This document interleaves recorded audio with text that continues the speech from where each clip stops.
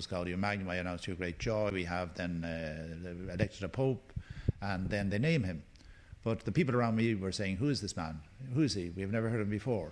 And when eventually he arrived on the loggia, and they saw this tiny figure barely able to look over the parapet, they were saying, who we have smoke in St. Peter's Square now. So we will come back, and it looks to be white. We have a Look at that smoke streaming out. This is good.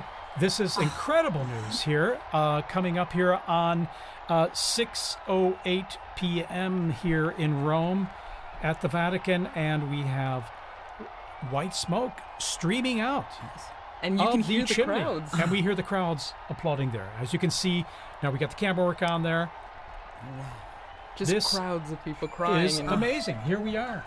And celebrating this special moment. Yeah, it's so white, so...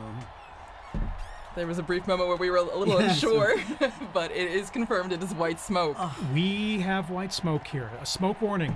A smoke warning. We're no longer watching. Oh my goodness. I was walking out the door. We're back with Dr. Leslie.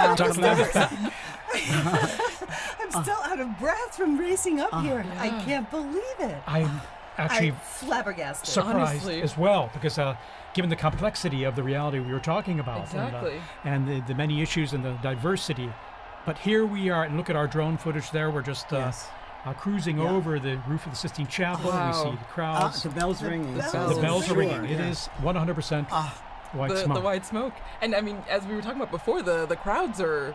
it's the square's packed. Yes. It's incredible. And that's probably small compared to what's coming in now. And that smoke just scared away our seagulls there, the little family there that was just relaxing on Sistine Chapel roof there.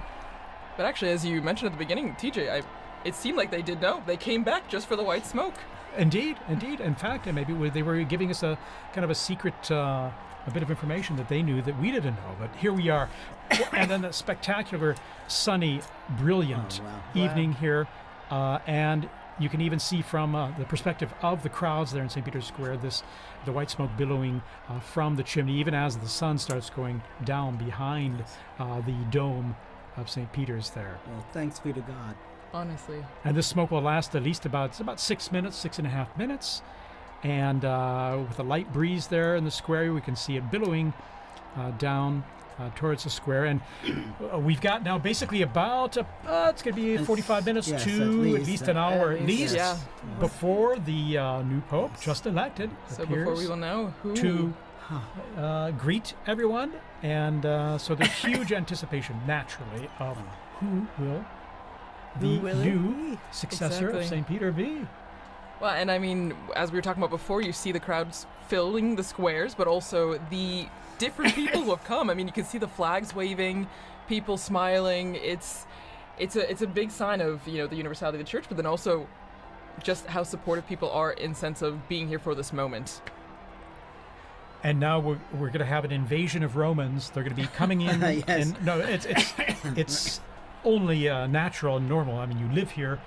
So those who can he's their bishop too. What's that? He's their bishop too. Of course, he's their bishop. There you go. And so they're going to be streaming into the square now. It's going to be filling up. It will make for some interesting traffic around my house because if my recollection is correct, when they couldn't get any further, they just left their cars in the road.